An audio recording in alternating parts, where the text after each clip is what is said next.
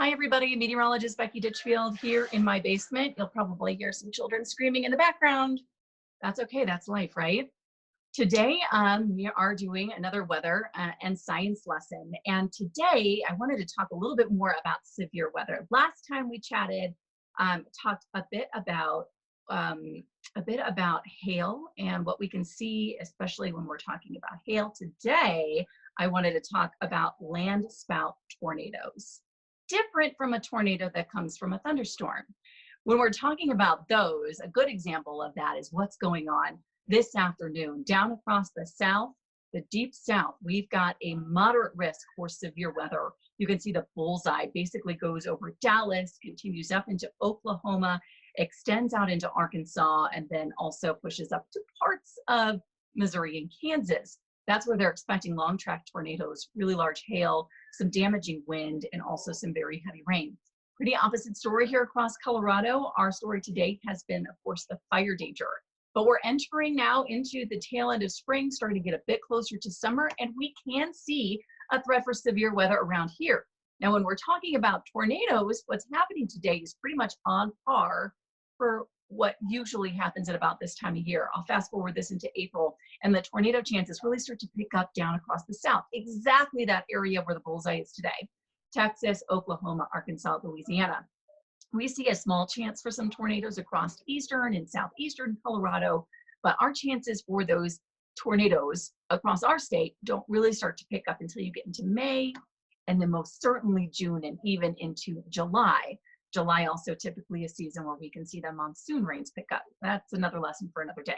So we are talking about tornadoes, and as we fast forward through time, you can see we kind of bullseye here across northeastern Colorado around July, or when we see more frequent tornadoes. And then after that, you get into the fall and the chances for tornadoes significantly diminishes. But there's different types of tornadoes that you can get. You can get the tornadoes that are coming from storms that are rotating. The whole storm itself is rotating. And then you can get these tornadoes called landspout tornadoes. And that's what we're talking about today. We see a lot of those here across Colorado, and they form very differently than a supercell, than a tornado would from a supercell thunderstorm. What you have to have first is some rotating air at the surface.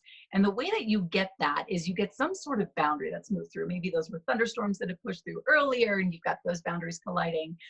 Maybe you've got a weak cool front that's pushing through. You need some kind of boundary that gets the air spinning at the surface. And then the timing has to be just perfect. As you still have that spin at the surface, then you've got to have a building thunderstorm move over that surface rotation. Why building? Well, we talked about the last time, a couple of weeks ago, about when you have a really strong thunderstorm, you can get really large hail because you have this updraft that's just sucking air up into the thunderstorm, and it's suspending those hailstones up within the thunderstorm itself. Well, when you have a building thunderstorm, you've got air that's pulling up into the thunderstorm itself. It's building. You have that updraft, but it's not severe just yet. It's just a general thunderstorm. So you've got this rising air going up into the thunderstorm itself. You've got the rotating air at the surface. When those two just are right over each other at the exact right moment, you can draw that rotating air up into the thunderstorm, and that will form your landspout tornado. It does not last long, but it still can do some damage. You will see tornado warnings for landspout tornadoes. Still a tornado, albeit weak. It's still not safe to go into, drive into, be underneath. You still need to take all your safety precautions if one is headed your way, but it is certainly very different and forms very differently than what we see from a supercell thunderstorm that has spawned a tornado. Again, it starts at the surface, and then all of that rotating air gets drawn up into the thunderstorm itself. What does this look like? Well, when you're looking at pictures, it looks so much like a supercell tornado, one that is spawned from a rotating thunderstorm. But there are a couple structurally things that we are looking for that make this different than the other tornado. When you're talking about a landspout, you've got the rotating air at the surface, but you do not have a wall cloud or a lowering of the cloud base that would signify that the thunderstorm itself is rotating.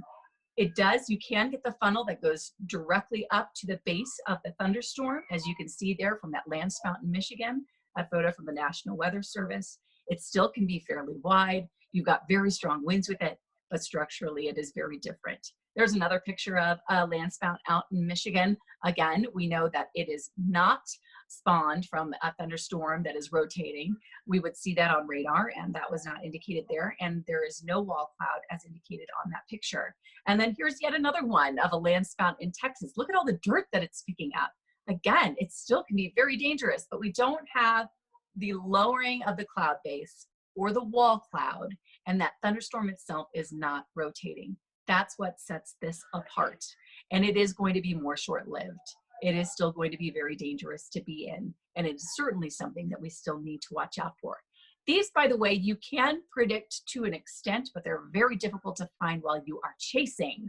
I know Corey Reppenhagen likes to pride himself on being able to pinpoint where those are going to be. He's really good at it. I have been chasing with him when we have found some, but you have to be at the right place at the right time.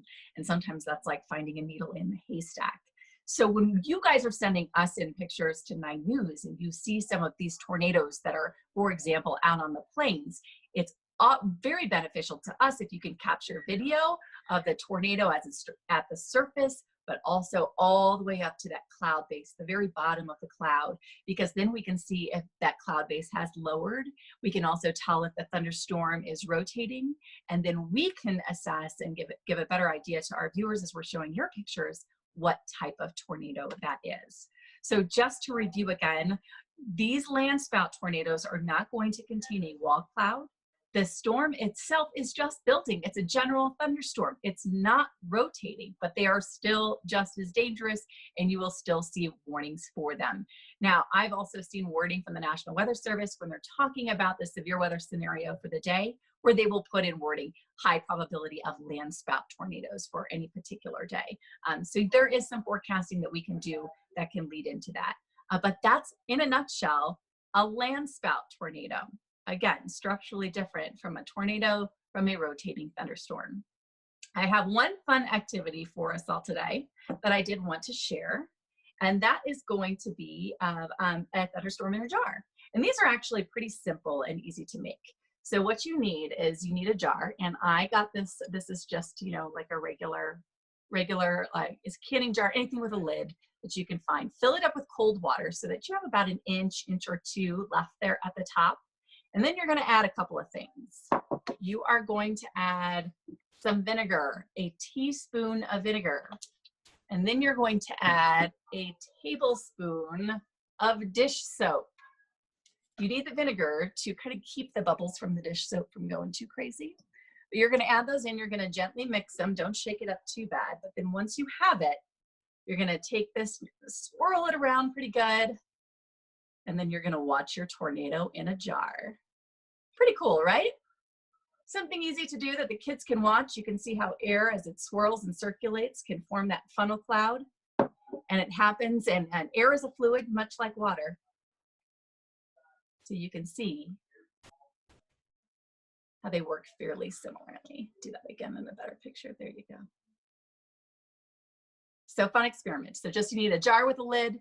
You need 1 teaspoon of vinegar and 1 teaspoon of 1 teaspoon of vinegar, 1 tablespoon of dish soap, and cold water. Filled up till you have like about an inch or two left at the top. I hope y'all enjoy this week. I hope that you stay safe and you're staying healthy. Enjoy the weather. We do have some thunderstorms in the forecast, I believe, coming up on Saturday.